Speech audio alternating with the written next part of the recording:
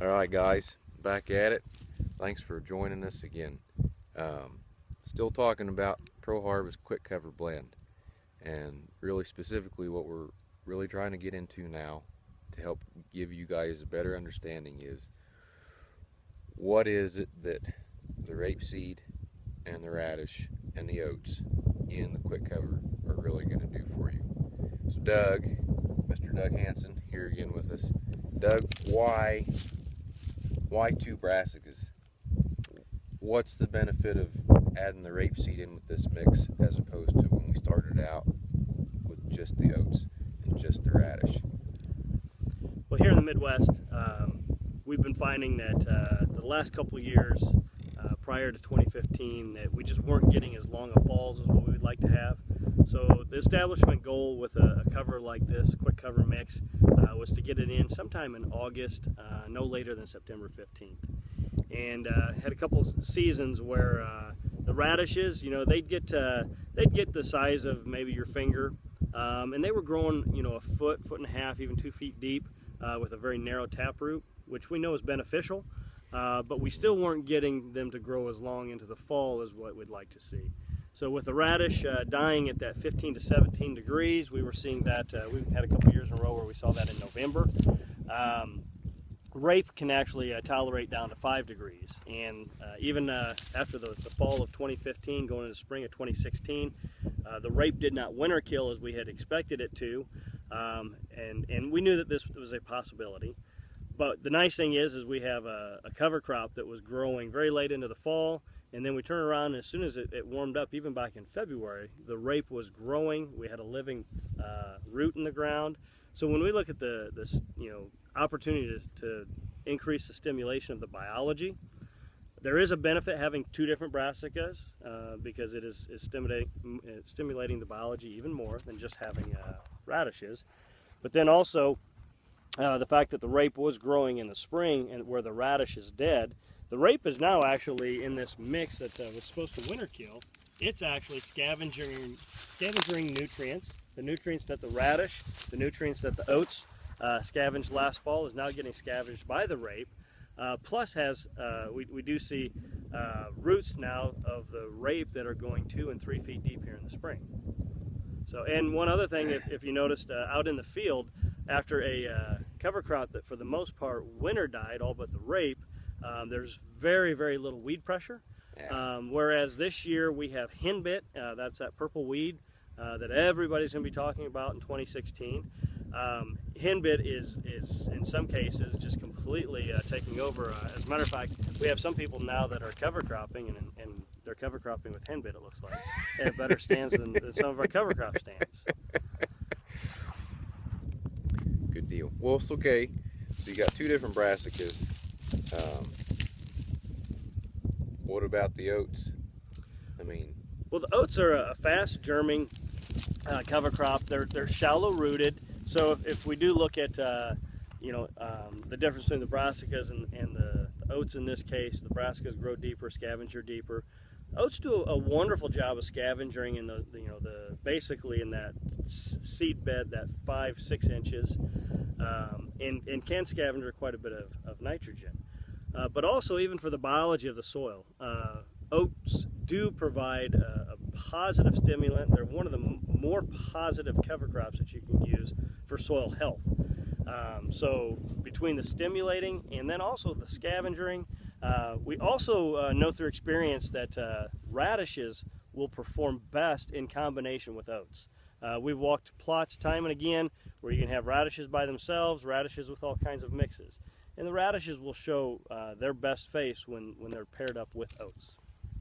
Now I've heard you talk about too, and we've seen it every time that we go out and dig a radish root, and a lot of times even when we're digging out these rapeseed plants, you're finding earthworms. Yeah. You like to make the analogy, I've heard you talk about, you think that it's feeding the worms.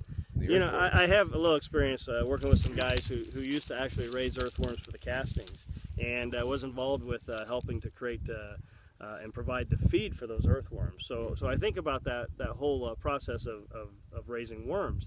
And through digging both in the fall and now it's been verified again here in the spring, when we go in the fields that have cover crops that had radishes, had rape in the fall, even if they don't have anything growing now, we'll find more earthworms than if we go in fields that have no cover crops.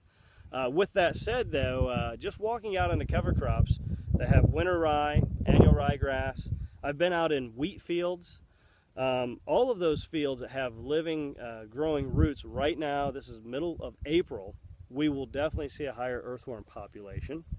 And then when we take that combination where we had a brassica and then have a root growing right now is where I'm finding the most number of earthworms. And I'm referring to, you know, digging up a clump of sod and finding 5 to 7 earthworms around that sod. And then also some of these earthworms are really large for this time of year. So that tells me that the soil health is definitely showing to be positive where we've had a root growing later into the fall and a root growing earlier in the spring. That's awesome. Okay, one more final, maybe one of the last closing comments on the quick cover blend specifically is rate and date of planting. You know, and rate's going to continue to change. Date of planting, you know, anywhere from August 15th to September 15th is really what's going to work best. As we move from the center part of Illinois south, we can extend those days 2 to 5 days, 7 days, just depending on where we're at. And depending on moisture, that's also another, you know, big benefit. You know, is September 20th in Iroquois County out of the question? No, it's not. If we have good moisture, you know, it could still give us a decent cover crop, but knowing that what's really going to be the biggest factor in a mix like this is going to be the length of the fall, which is why we threw the rape in there, is so that we could get more growth in the fall. Mm-hmm. Rate-wise, so we took this 10% radish, 10% rape, 80% oat mix, and had a broadcast recommendation, whether it's with Trenton's Hagee, getting flown on, or people are just utilizing a broadcast spreader. We were looking at about 35 pounds to the acre. When we were drilling it, getting seed to soil contact, we were saying about 25 pounds to the acre. And in 2015, those rates were definitely plenty enough. Now again, I think it's going to come back to, we're going to stick with those rates. We come into the fall, and if we have nice moisture, if we have open canopies, we can reduce those rates. And anytime we can reduce the rates, that's positive for the farmer because we reduce the actual seed cost per acre. Likewise, if the calendar's getting later and if it's drier and we do want to do the cover crop regardless, then we want to stick with those recommended rates, and in some cases we may even bump those rates up.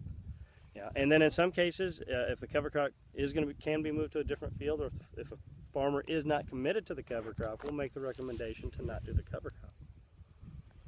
Good deal. Any last closing comments on quick cover? It's a great mix. It's a great one to get started with. It's excellent for erosion control, scavenging nutrients, and for those of you that just have a goal of starting to move towards soil health with some pretty easy tools, I think quick cover is a great opportunity for that. I'd agree. We've had a lot of good success ourselves with that quick cover blend, that mix. It's easy to use. Yeah, provides a lot of cover, and just like Doug says, it's all the benefits he just listed, the scavenging, erosion control. Probably one of my favorites, next to land and livestock, but that'll be in another clip. So thanks, Doug. Thanks, Trent.